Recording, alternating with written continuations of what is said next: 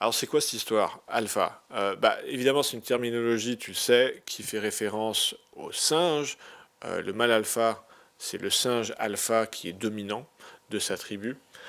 Et donc ça éveille tout un tas de préconceptions sur la virilité, c'est-à-dire que pour être un mâle alpha, il faut être musclé, il faut être genre oh, comme ça, l'homme fort dans tout son cliché, et que si on est un homme sensible et émotionnel, eh ben dans ce cas-là, on ne pourra pas être alpha. Et ça, c'est une contre-vérité. Évidemment, c'est pas vrai. On peut être totalement alpha en étant un homme gringalet, euh, sensible, laisse mes doigts, émotionnel. Et est-ce que tu as des idées qui te viennent, Paula, sur comment, intuitivement, là, comme ça, comment tu distinguerais un homme alpha d'un homme bêta? Le bêta étant le suiveur. Alors, bah voilà, tout simplement, un alpha, c'est un homme qui mène, c'est un homme qui sait afficher son caractère. Attention, imposer son caractère et afficher son caractère, c'est pas la même chose que avoir un sale caractère et en faire qu'à votre tête et être désagréable, hein. Un alpha n'est pas forcément un connard. Voilà, très important. Ouais. Ne vous transformez pas en connard, s'il vous plaît, pour faire style que vous êtes un alpha, parce que c'est Cependant, juste désagréable. peut-être qu'un connard est souvent alpha. Oui, oui. Parce qu'un connard a justement les qualités qu'on cherche chez un homme alpha, c'est-à-dire il n'a pas peur de s'imposer, Ouais, il n'a pas peur de s'imposer, ouais. il prend des décisions, il prend des initiatives, il a confiance en lui, dans sa connerie.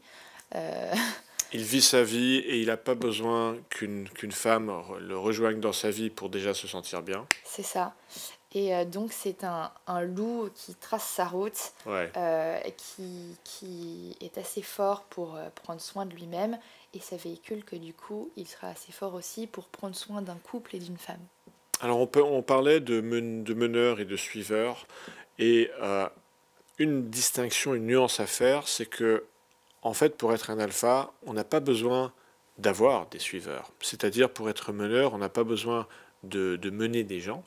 Être un meneur, dans ce sens, c'est c'est suivre sa propre route, c'est faire ce qu'on a envie de faire, c'est se réinventer les choses à notre sauce, c'est être indépendant, avoir une liberté de penser, une liberté d'action, et qu'il y ait quelqu'un qui nous suit ou pas, eh ben on sera quand même dans cette catégorie alpha.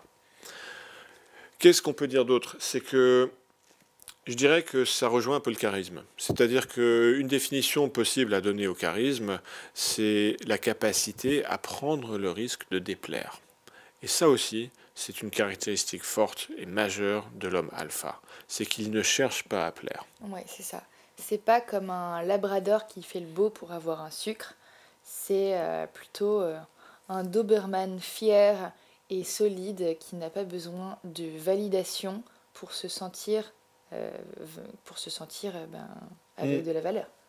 Ouais, c'est un des paradoxes de la séduction. C'est que plus on va chercher à plaire, et ben en réalité, moins on plaira. Est-ce que tu n'as pas déjà été confronté, même en amitié, à quelqu'un qui cherchait à devenir ami avec toi, qui genre, essayait de te parler de sujets que lui pensait t'intéresser? Parce que moi, ça m'est déjà arrivé, et ayant un peu de recul sur ces dynamiques sociales, et ben, j'étais conscient que ça me faisait fuir, que ce mec veuille devenir mon ami. Et ben dans les relations sexuelles, c'est exactement pareil.